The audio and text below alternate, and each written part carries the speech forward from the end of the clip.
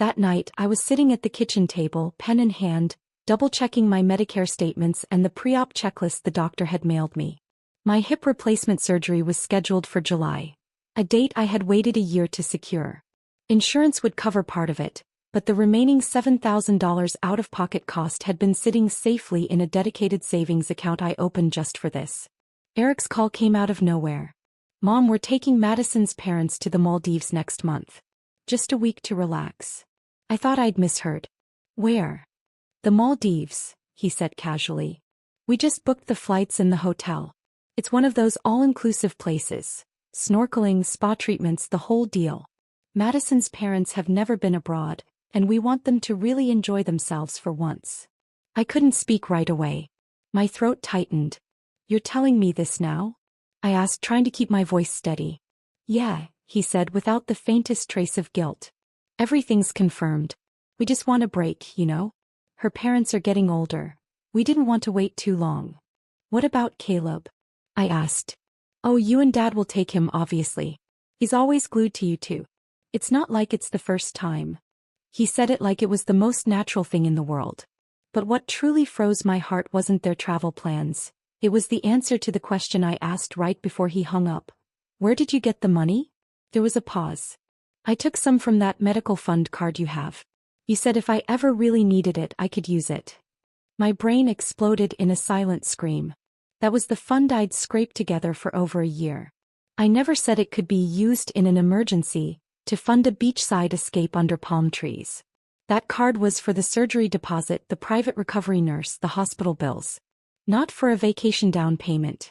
I didn't even have time to react before I heard laughter on the other end of the line.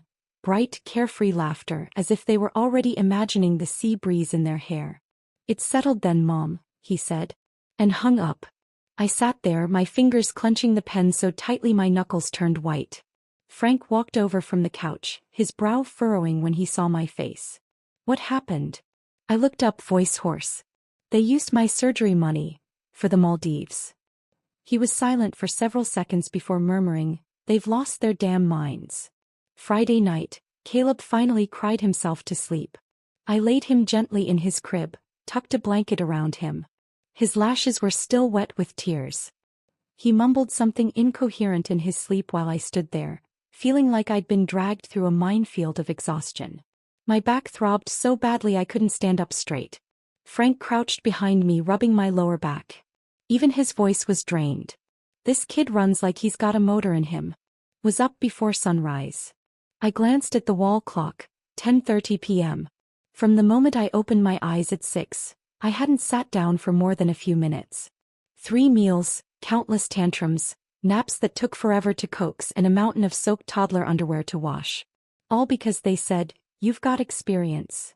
My hair looked like it had been frosted by age. My cheeks were so dry they'd started to flake. I hadn't had time to get a haircut in months. The woman staring back at me in the mirror looked 10 years older than I really was. Just as I was massaging my throbbing temples, the door opened. Eric was home from a long day at the office. He changed his shoes and walked straight to the couch without a word. Turned on the TV. His favorite sports channel was playing, a crowd cheering over a three-pointer. Like nothing had happened. Like he hadn't called the day before to tell me he'd helped himself to the savings card I'd set aside for surgery and rehab. That card I had filled dollar by dollar over the course of a year for one single purpose: to pay for my summer hip replacement and everything that came after. I stared at him for a while. He was perfectly relaxed, one leg propped on the coffee table, completely oblivious to the way I was looking at him. "Did you eat dinner?" I asked. "Not yet, Mom. Just whip up some noodles or something," he said without turning around, still flipping through channels. I didn't answer. I stood up and walked into the kitchen. Frank followed me in, his face just as dark. "Let me handle it. You're worn out. You've got to be up early tomorrow to get Caleb a spot at the playground," I said, stopping him with a hand on his arm, reaching for the pot myself. We both knew what the other was thinking. At this point we didn't need words. There was plenty of anger, but it wasn't time to let it show. Not yet. Just as the water started to bubble, Eric walked in and leaned against the doorframe. "Is Caleb still fussing?" "He just fell asleep," I said, not looking up. He nodded like we were chatting about the weather. We're thinking of enrolling him in a swim class once we're back. I gripped the spatula tighter. He was still talking about after the vacation. Like it was all set in stone. Frank was still in the kitchen, eyes narrowing. He glanced at me but said nothing. I asked, "Why didn't you arrange daycare for Caleb while you're gone?" He shrugged, smiling as if it were obvious. "We figured you guys would take care of him. And honestly, Madison's parents really deserve to see more of the world. They've never gone anywhere since retiring." I gave a small laugh, cold as steel. "And do you think maybe we deserve to see the world too?" He didn't answer. Just stared down at his phone. The air turned heavy like it had been sucked from the room. I thought back to the night he'd called. I hadn't slept a wink. I just stared at the bill on my nightstand that read orthopedic surgery estimate across the top. It had taken me 14 months to get that appointment. The doctor said if I didn't get the surgery and fell again, I might never walk on my own again. I didn't want to die, and I didn't want to spend the rest of my life in a bed. But now, that surgery fund had been traded in for sunshine, bungalows, and ocean breezes. My throat tightened, my chest felt like it had a brick lodged in it, but not a single tear came out. "Mom, hurry up with dinner, will you? I'm starving," he called out. I turned off the burner, served the noodles, and said nothing. He went back to the couch, eating while watching the game, slurping away as if the world was perfectly in order. Never once glancing at the silence stretching between Frank and me like a noose. That night, Frank and I lay side by side in the tiny guest room at Eric's place, neither of us sleeping. The room was small and dim. The curtains never fully closed, and in the summer it felt like a sauna, in winter a meat locker. Cold air always seeped through the corner of the wall like something alive trying to crawl inside your bones. We had moved from Vermont to help with Caleb, to take pressure off their shoulders. And what we ended up with was this closet-sized room that could barely hold one bed, let alone two. Frank turned onto his side and whispered, "Grace, maybe just let this one go. Watch Caleb for a few days. No need to put him in the middle."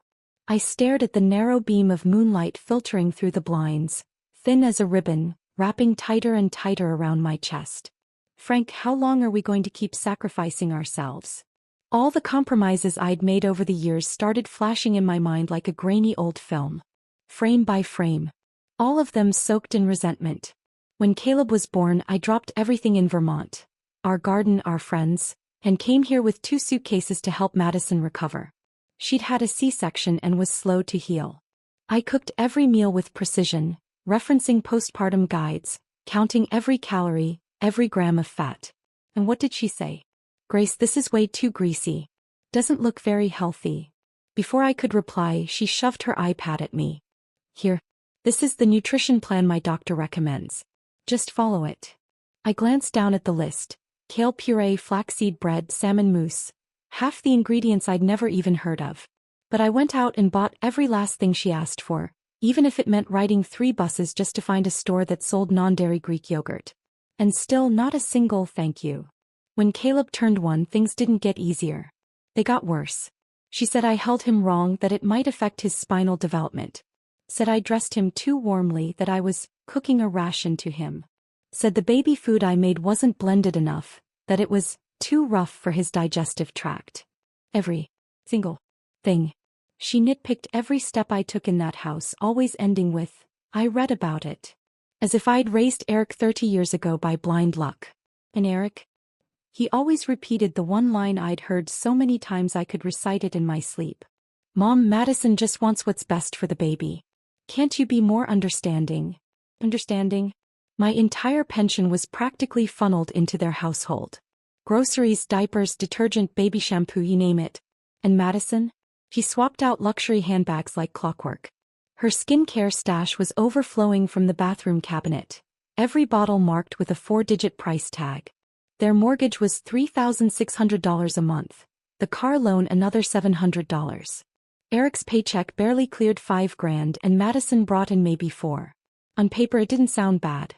But between the loans, the kid, and their obsession with traveling abroad, they were always running on empty. Every month, like clockwork, the act would begin. Madison would sigh and say, "Mom, the bills are really piling up this month." I wouldn't ask a single question. I'd just walk to the drawer, grab the passbook, and head to the bank. It started once. Then twice. Eventually, it became a monthly ritual, an unspoken subsidy I was expected to provide. As if we'd co-signed their mortgage. As if we owed it to them. When Eric lost his job for a few months, they didn't even hesitate to ask us for help. We bit the bullet and pulled our last $50,000 from our retirement account. They never once mentioned paying us back. Not because they forgot. Because they never truly saw us as people who deserved gratitude. Last month I caught a nasty flu. My whole body was chilled to the bone.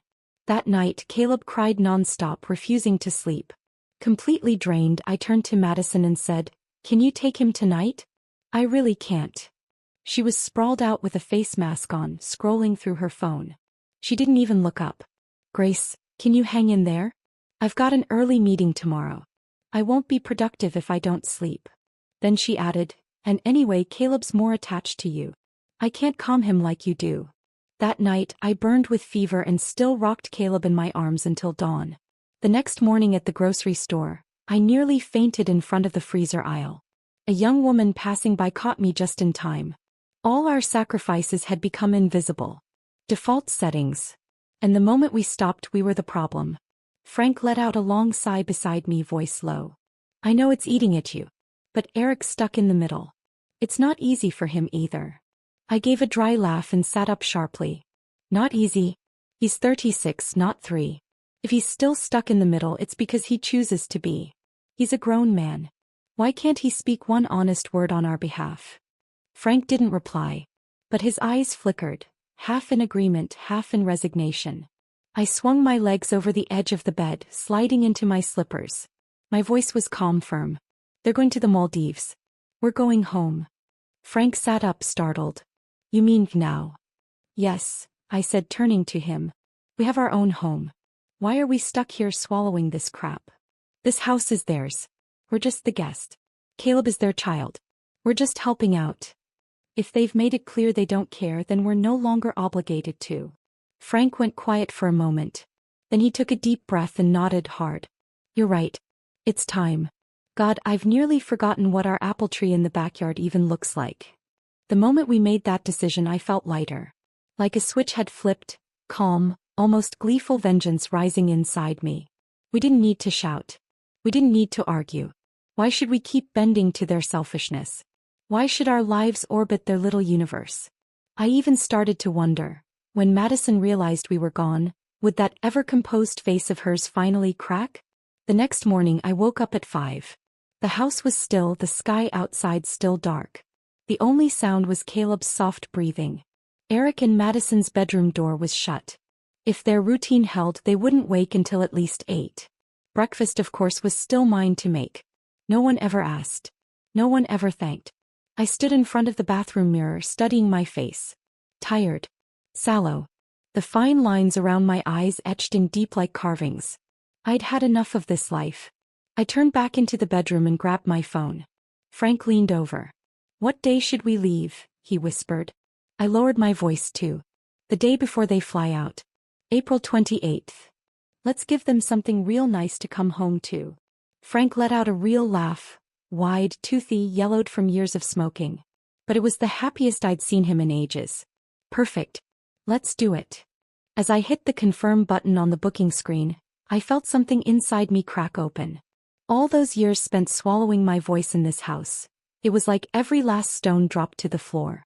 The next few days I went about everything as usual, cooking, laundry, bedtime routines. But inside, every task ticked like a countdown. Eric and Madison, meanwhile, were swept up in their vacation prep. Brand new UV protective clothes, snorkeling gear, even maps of the best boutique diving spots in the Maldives. They were drunk on anticipation, completely blind to the shift in air around them. They even had the audacity to remind me, "Mom, while we're gone, don't forget to water the balcony plants. And Caleb's clothes, don't mix them with yours in the wash. His skin's sensitive. Use that organic baby detergent, okay?" I smiled and nodded, all the while thinking, I can't wait to see your faces when you walk into an empty house. Early on the morning of April 28th, we quietly placed our packed bags by the door. Caleb was still fast asleep. We didn't wake him. I took one last look at the kitchen, the living room, the balcony. Every corner I'd once cleaned, cooked in, carried a crying baby through. It felt like a silent farewell to years of unspoken labor. We didn't tell anyone. No notes. No goodbyes. We simply walked out. The taxi waited at the corner. The driver helped load our luggage into the trunk. Frank gave my shoulder a gentle pat. I nodded, shut the car door and let out a long breath. As the train headed south, the city skyline faded into the distance beyond the window. I felt something I hadn't felt in years: relief. Not the kind that comes from running away. The kind that comes when you finally stop living someone else's life. By afternoon we arrived home. The air smelled like soil and grass and cherry blossoms just beginning to bud. It was the kind of air you couldn't breathe in the city. Pure, wild, free. The rusty gate creaked open. Everything looked just as we'd left it 3 years ago, quiet and familiar. The apple tree in the backyard was still there, its branches even fuller now. There were weeds along the fence, and the wind chime on the kitchen window was coated in dust. But as I stood there, my eyes stung with emotion. We put down our bags. Frank grabbed his tools, I picked up a bucket. He went to patch the backyard fence. I began scrubbing the windowsills. We hummed as we worked, lighter than we'd felt in years. Sunlight poured across the wooden floor of our old home, carrying the scent of hay and hibiscus blossoms. It didn't take long before a familiar voice called from outside the yard. "Oh my Lord, Grace and Frank are finally home." I turned around to see our neighbor Betty Dawson, holding a basket of tomatoes and carrots on her arm. "The whole block's been buzzing about you too," she laughed. I practically ran over the minute I heard. Old Ed from next door popped his head over the fence and said he'd bring by some pickled cucumbers later. Within an hour, old friends were knocking on the door one after another, all smiling, all welcoming us back like family. Someone brought a pumpkin. Another came with cupcakes. One invited us over for a drink that night. "Welcome home, Grace." This was home. No phones ringing off the hook. No daughter-in-law watching my every move in the kitchen.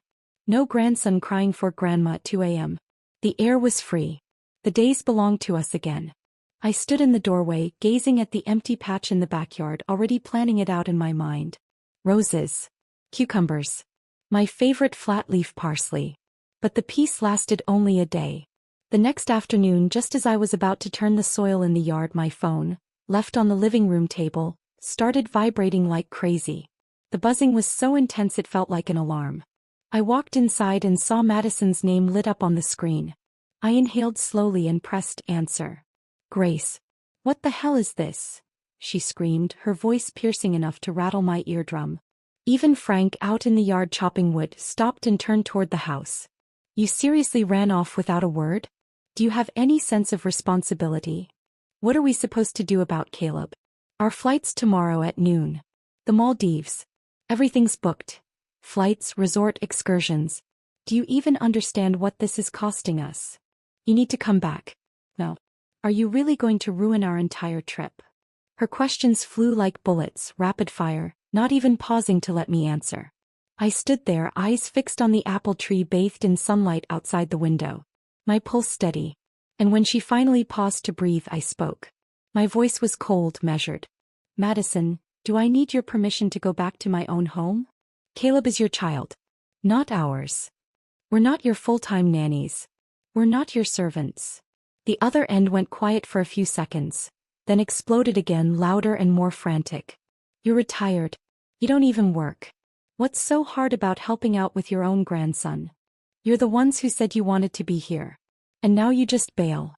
You agreed to help with the mortgage too. Don't act like that never happened." My hands shook with rage. Agreed?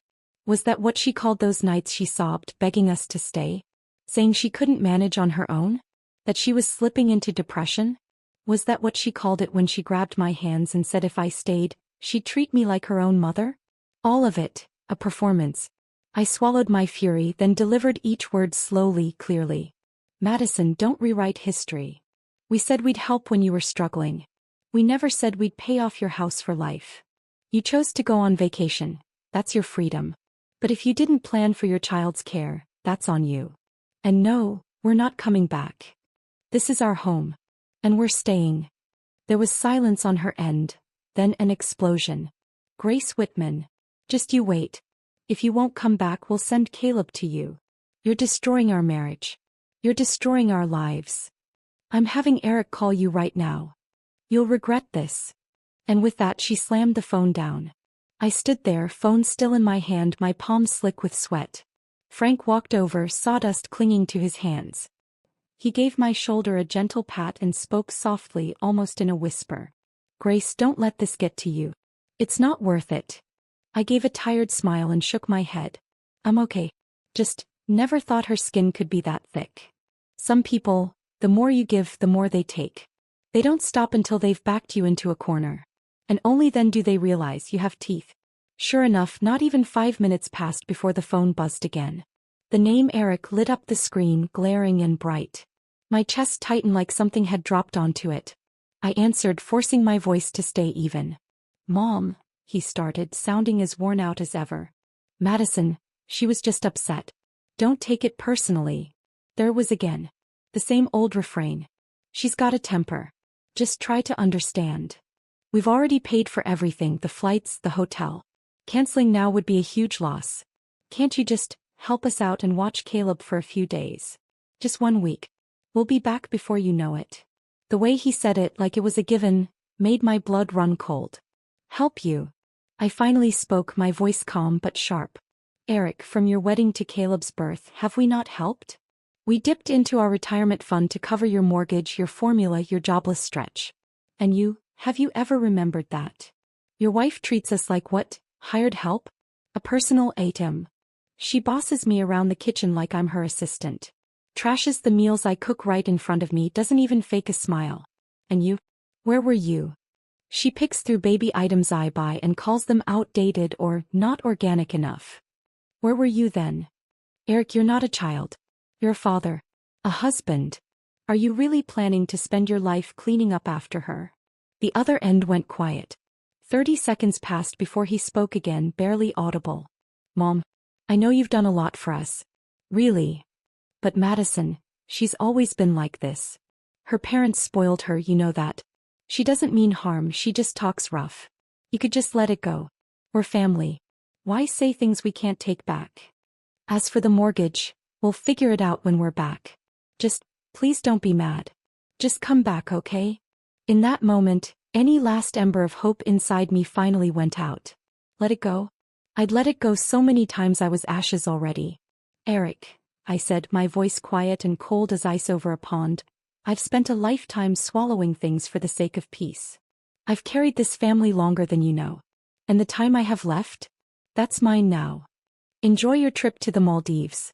Caleb is your son. Figure it out. The mortgage, your responsibility, not ours. I'm tired. I'm going to rest. I hung up before he could reply. More often than not, the breaking point between a mother-in-law and daughter-in-law isn't caused by open war. It's caused by the man standing between them, always silent, always neutral, always absent. Eric's cowardice, his refusal to step up, had poured gasoline on every fire in our home. That's when I knew I couldn't count on him anymore. Barely 2 minutes later, my phone exploded again. Message after message. Notification after notification. Madison's name popped up like a rash on the screen. Voice notes. Texts. Each one more nauseating than the last. Grace Whitman, how could you be this cruel? Are you trying to ruin our trip on purpose? If you don't come back today, I'm dropping Caleb at your doorstep tomorrow. Let's see if you open the door. You promised to help with the mortgage. Don't play dumb now, won't work. Reading her words made my stomach turn. Though. The entitlement. The threats. This was the same woman I once spoon-fed soup to while she cried in my lap. The one who told me she'd treat me like her own mother, if I stayed. This was the woman my son had handpicked, swearing she was his future, his happiness. I set the phone to silent and tossed it onto the couch like it was poison. Out of sight. Out of mind. For dinner we kept it simple. I made Polish dumplings. My specialty. They came out just right, tender with a little bite. But every mouthful felt like I was chewing wood. That night I lay in our old wooden bed. The mattress sagged in the middle and the frame creaked against my back. I couldn't sleep. There was no city glow outside, just starlight bleeding in through the cracks. But the darker the room, the brighter my thoughts. My brain rifled through old drawers of memory, dragging out every last grievance like moth-bitten laundry hung in the open air. When Caleb was just 2 months old, Madison's college friend came to visit. I was walking him gently around the living room, rocking him to sleep. She frowned and said, Grace, that's not the right way to hold him. Studies say it could affect his spine. She didn't raise her voice, but the room was quiet. Sounded like a scolding. Her friend gave an awkward little smile, and I stood there feeling like someone had dumped a bucket of water over me. I raised my own child. Now I was being lectured in front of strangers on how to hold my grandson. I didn't say a word. Just shifted my grip. But from that day forward I held Caleb differently, tentative, guarded, afraid she'd call me out again. And then there was my birthday. I wanted to keep it simple. Bought some beef and mushrooms, planned a few of my best dishes. Frank even picked up a bottle of my favorite wine from town. Madison walked in, sniffed the air and wrinkled her nose. "Grace, this is so greasy. I told you, we're doing clean eating now. Less oil, less salt." She pulled out her phone and ordered takeout. A salad. Grilled chicken breast. Frank and I sat at the table while she scrolled and chewed. The meal I made went untouched. My birthday, reduced to eye rolls and a delivery order.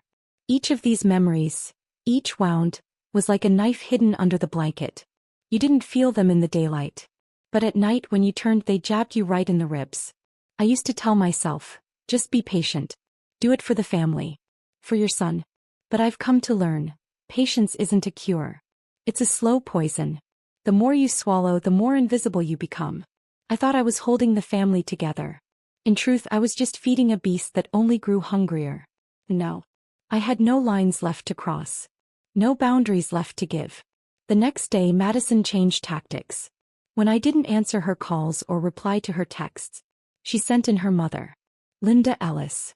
She called herself a retired education consultant, once the vice principal of some public high school, and everything about her voice always carried a hint of superiority. So when my phone lit up with her name, I didn't expect a conversation. I expected a performance.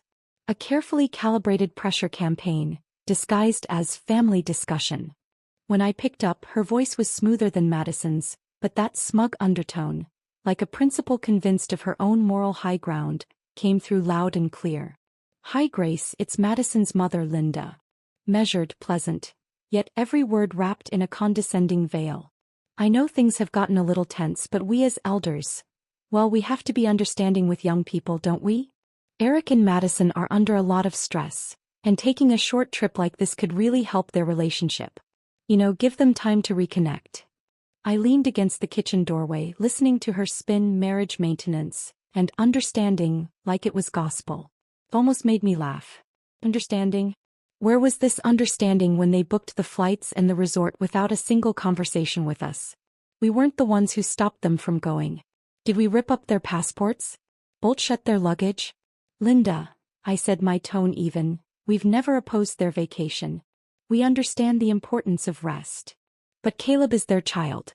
Not ours. It's their responsibility to make arrangements for him, not ours.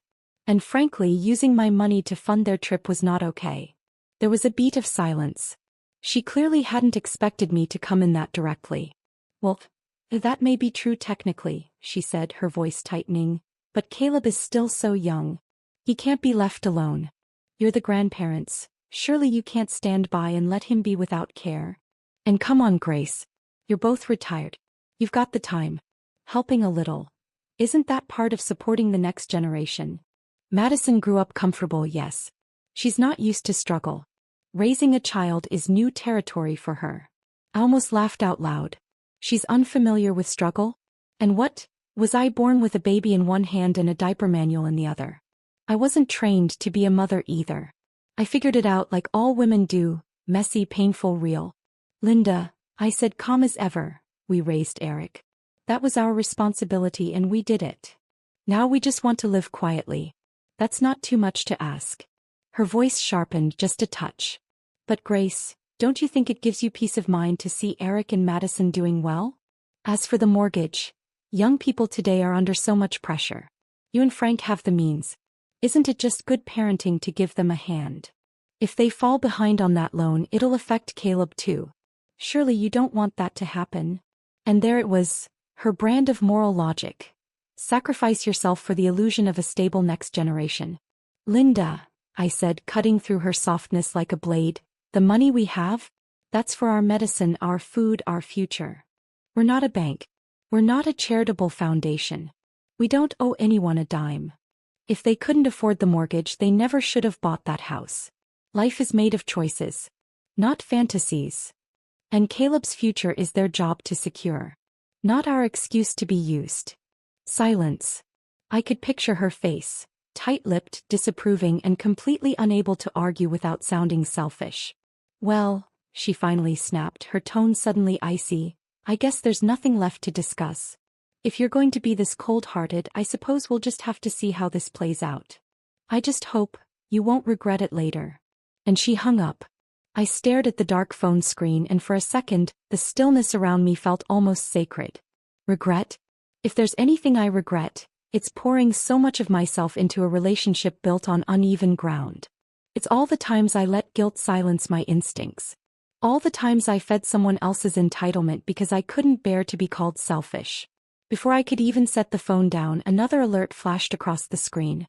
A forwarded voice message. From Eric. Madison's profile picture and the all-too-familiar caption, "You received a voice message." I tapped it, and her voice came shrieking through the speaker, cracked with fake tears, sharp enough to cut. "Eric, are you hearing this? Just listen to what your parents are saying. They don't care about us at all. They can't stand seeing us happy. They've abandoned us, abandoned Caleb. Is that what this is now? I don't want a family like this anymore. If you can't fix this, we're done. You take the kid, I'll take the house. I want to see how you survive that." She sobbed, wailed, screamed like it was a performance for an award. But I didn't feel a thing. Not sympathy. Not guilt. Because that wasn't communication. It was emotional blackmail. And I wasn't that Grace anymore. Not the Grace who flinched, folded, and forgave. I thought Madison's unhinged voicemail was the lowest she could sink. I was wrong. She had more in her, worse, uglier. That morning, I got a call from the local Department of Social Services. I thought maybe it was about a community volunteer event or health survey. But the moment the woman on the other end spoke, I went ice cold. "Hello, is this Ms. Grace Whitman? We're calling to verify a few discrepancies on the joint guardianship paperwork for you and Caleb Whitman. There are some mismatched entries and we'll need an in-person signature to correct them." I froze. What guardianship agreement? "It was submitted by your daughter-in-law, Madison Ellis." The woman on the phone replied politely, as if reading off a script. "According to the child care assistance application she filed, you're listed as a co-guardian, which authorized the government to deposit a portion of the benefits into Caleb Whitman's account, now officially registered under your name as well." I stood in the middle of the kitchen, the phone shaking in my hand. She used my name? She forged a guardianship agreement and filed for state child welfare benefits. Under my identity? After I'd made it abundantly clear I was done, she still had the audacity to pull me into this mess? "I have never signed any guardianship documents," I said, enunciating every word. "Nor have I ever authorized her to file anything in my name. I need you to immediately freeze any accounts linked to that application and email me copies of every document she submitted. I will be involving legal counsel." "Yes, ma'am," the woman responded quickly. "We'll begin that process right away." I hung up, my pulse thudding against my ribs, not from fear but from fury. This wasn't just family conflict anymore. This was identity theft. Fraud. She hadn't just crossed the line, she lit it on fire and danced over the ashes. What, was I supposed to be a grandmother for life with no way out? No voice, no exit, just silently exploited until I died? I opened my laptop, pulled up the email address David had given me last Christmas.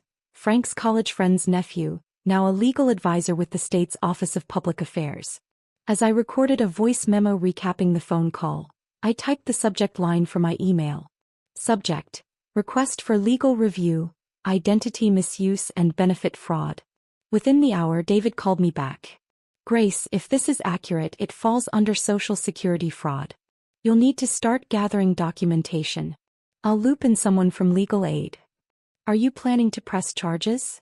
I sat down at the dining table, where I had already laid out a neat stack of documents. The mortgage cosigner withdrawal. The healthcare payment revocation. The retirement fund freeze. Each one prepared for the day she forgot I was a human being, not a wallet on legs. "I'm not the one starting this, David," I said coolly. "She just treated me like I was already dead." After the call, I logged into my social media account. Right on cue, there it was. Madison's signature move. A long, anonymous post just vague enough to be legally safe but venomous in tone. I've never seen someone so heartless. My ML dropped everything and ran the day before we were supposed to travel, abandoning a child too young to understand why. She says she wants to live for herself. But did she ever stop and think that the day you become a mother, your life is no longer your own? The likes and comments rolled in like waves. Some agreed. Some piled on. One even wrote, "What's wrong with this generation of grandparents?" I didn't reply. I simply took screenshots and forwarded every single one to David. Chain of evidence, intact. Around 4 p.m. Frank came in from town, his face unreadable. "Carla at the grocery store said your daughter-in-law's post is all over the local groups. She's hinting you stole Caleb's trust fund. Says you ran off and left them stranded." I smiled. "She can call me heartless all she wants," I said. "But she's about to find out. The law is even colder than I am." I picked up my phone and dialed Eric. This time I didn't wait for him to speak. "Eric, tell your wife to delete every single post she made about me. Have her contact the Department of Social Services and formally withdraw her fraudulent application. And she is to cooperate with the investigation. If she doesn't, I will file official charges against Madison Ellis for identity theft and Social Security fraud. She used my name. That alone is grounds for prosecution." On the other end, nothing but breath. Then finally his voice brittle and low. "Mom, do you really have to do this?" "She left me no choice," I said. "And you helped her walk off that cliff. I warned you.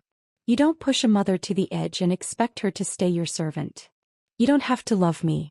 But you will stop using me." And I hung up before he could say another word. The next day I received an email from David. Case accepted. Madison would be served a formal notice of investigation within 30 days. If the allegations proved true, she'd face a fine between $5,000 and $10,000, plus a 5-year stain on her public credit record. Later that afternoon, Frank got word from Madison's sister. "She's been placed on official leave," she told him. The company cited identity theft and fraud allegations. They asked her not to show up at HQ for the time being. I nodded. Said nothing. She climbed that ladder all by herself. She should be grateful I didn't kick it out from under her and let her land face first. Around 3 o'clock the Social Security office called again. "Ms. Whitman, we've reached a preliminary conclusion regarding the falsified guardianship claim you reported. A formal hearing will be scheduled. If the other party refuses to comply, the matter will be handed over to the state prosecutor's office." "Thank you for letting me know," I said calmly. "If I'm needed in court, I'll be there." And in that moment I knew. I'd won. At exactly 8 p.m. Eric called. I put him on speaker, made sure Frank was there to hear everything. He sounded like a schoolboy caught cheating on an exam. "Mom, Madison's lost it. She dropped Caleb off at my office today. She said, 'Didn't your parents say the kid's your responsibility now? Then you raise him.' She turned off her phone. I don't know where she is. But I was wondering if maybe, just for a few days, you could take Caleb." I cut him off before he could get any further. "Eric, let's get something straight.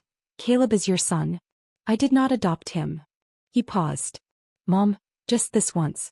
I really have no other option." "You should have thought of that when she slammed the door and walked out," I said coldly. "Eric, the day I canceled your secondary card, I made a decision.